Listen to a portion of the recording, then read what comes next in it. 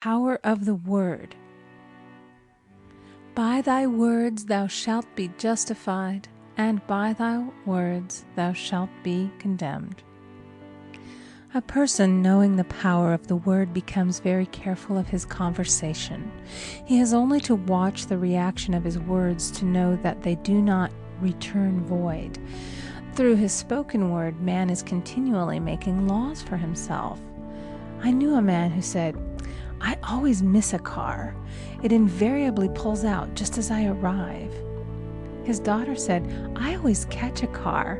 It's sure to come just as I get there." This occurred for years. Each had made a separate law for himself, one of failure, one of success. This is the psychology of superstitions. The horseshoe or rabbit's foot contains no power, but man's spoken word and belief that it will bring him good luck creates expectancy in the subconscious mind and attracts a lucky situation. I find, however, this will not work when a man has advanced spiritually and knows a higher law. One cannot turn back, and one must put away graven images. For example, 2 men in my class had had great success in business for several months, when suddenly everything went to smash. We tried to analyze the situation, and I found, instead of making their affirmations and looking to God for success and prosperity, they had each bought a lucky monkey. And I said, "Oh, I see. You have been trusting in the lucky monkeys instead of God.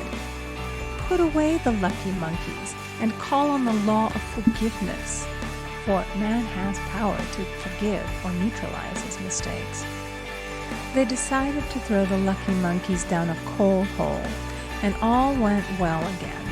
This does not mean, however, that one should throw away every lucky ornament or horseshoe about the house, but he must recognize that the power back of it is the one and only power, God, and that the object simply gives him a feeling of expectancy. I was with a friend one day who was in deep despair. In crossing the street, she picked up a horseshoe. Immediately, she was filled with joy and hope. She said God had sent her the horseshoe in order to keep up her courage. It was indeed, at that moment, about the only thing that could have registered in her consciousness. Her hope became faith, and she ultimately made a wonderful demonstration. I wish to make the point clear that the men previously mentioned they were depending on the monkeys alone, while this woman recognized the power back of the horseshoe.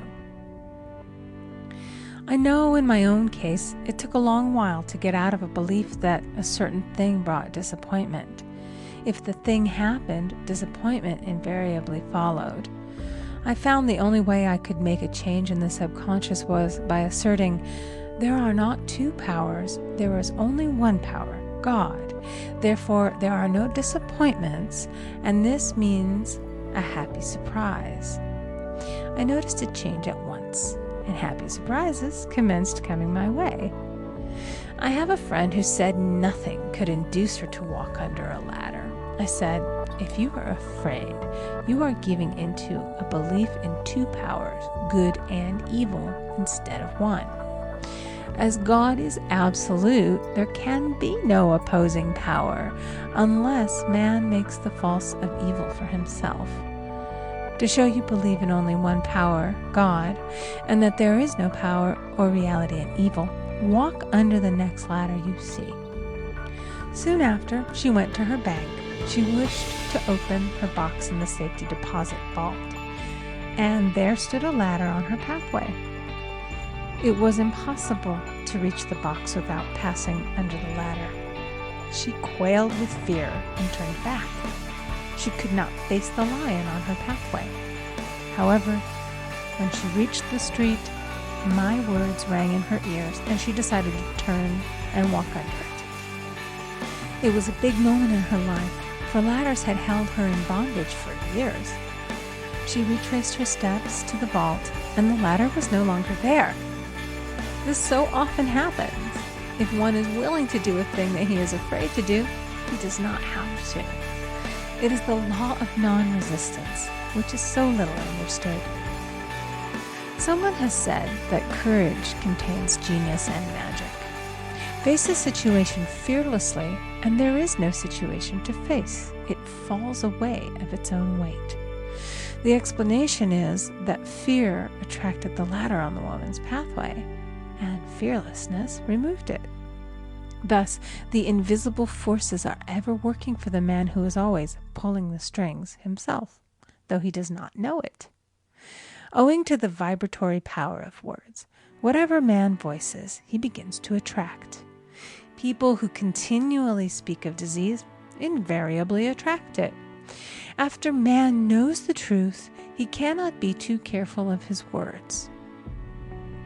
For example, I have a friend who often says on the phone, "Do come to see me and have a fine old-fashioned chat." This old-fashioned chat means an hour of about 500 to 1,000 destructive words, the principal topics being loss, lack, failure, and sickness. I reply, "No, thank you. I've had enough old-fashioned chats in my life. They are too expensive, but I will be glad to have a new-fashioned chat and talk about what we want, not what we don't want."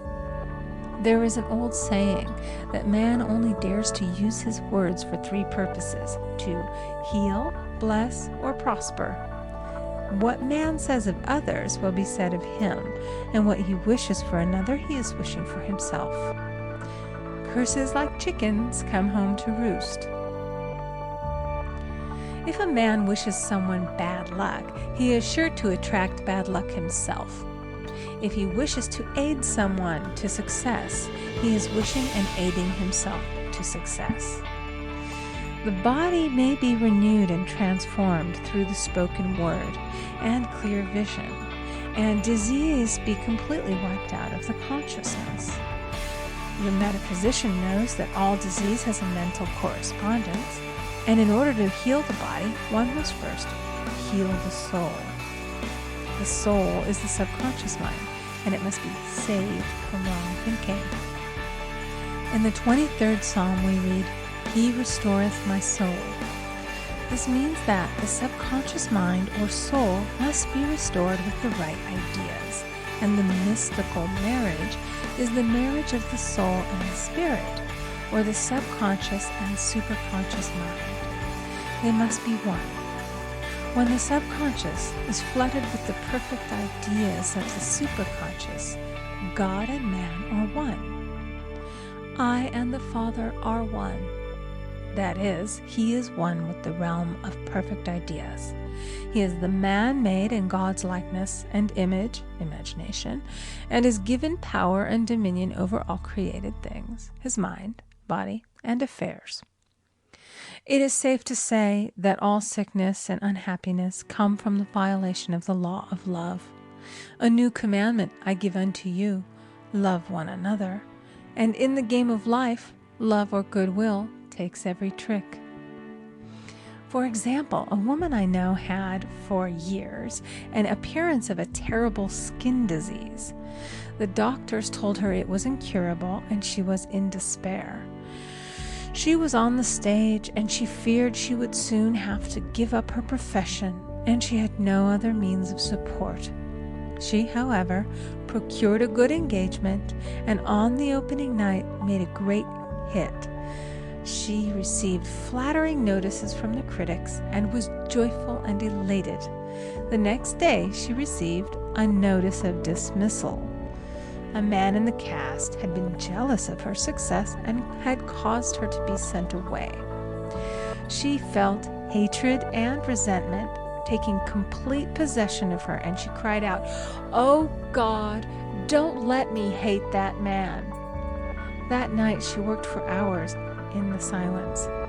She said, "I soon came into very deep silence.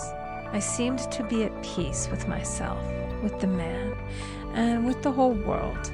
I continued this for 2 following nights, and on the 3rd day, I found I was healed completely of the skin disease."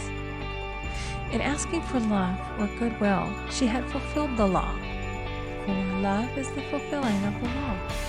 And the disease, which came from the subconscious resentment, was wiped out. Continual criticism produces rheumatism, as critical, inharmonious thoughts cause unnatural deposits in the blood which settle in the joints. False growths are caused by jealousy, hatred, unforgiveness, fear, etc. Every disease is caused by a mind not at ease. I said once in my class, there is no use asking anyone, "What's the matter with you?" We might as well just say, "Who's the matter with you?" Unforgiveness is the most prolific cause of disease. It will harden arteries or liver and affect the eyesight. In its train are endless ills. I called on a woman one day who said she was ill from having eaten a poisoned oyster. I replied, "Oh no, the oyster was harmless. You poisoned the oyster. What's the matter with you?" She answered, "Oh, about 19 people." She had quarreled with 19 people and had become so inharmonious that she attracted the wrong oyster. Any inharmony on the external indicates there is mental inharmony. As the within, so the without. Man's only enemies are within himself, and a man's foes shall be they of his own household.